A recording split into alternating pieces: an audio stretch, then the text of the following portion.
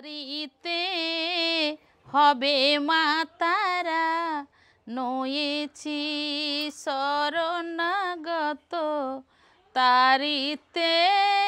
কালীঘাট পটচিত্র হচ্ছে এক সময় হতো কলকাতাতে।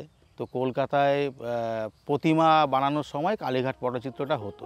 আমার নাম সানুয়ার চিত্রকর। আমি একজন কালীঘাট পটচিত্র আর্টিস্ট। আমি আমার বাবার কাছে কাজ শিখেছি।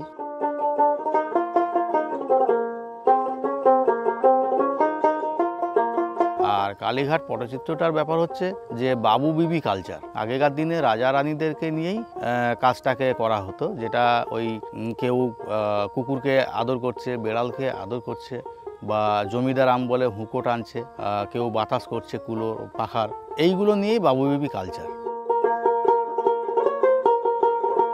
কালীঘাট পটচিত্র হচ্ছে 1000 বছর পুরনোর কাজ, মানে পটচিত্র। তো সেইটাকে এখন তো নতুন যুগের মানুষ নতুন কিছু পছন্দ করে। তার জন্য আমি মনে করি যে সমাজের মধ্যে যেই সব জিনিসগুলো ঘটছে বা দেখছি, আমি সঙ্গে সঙ্গে সেই জিনিসটাকে আমি মাথার মধ্যে তুলে নিই।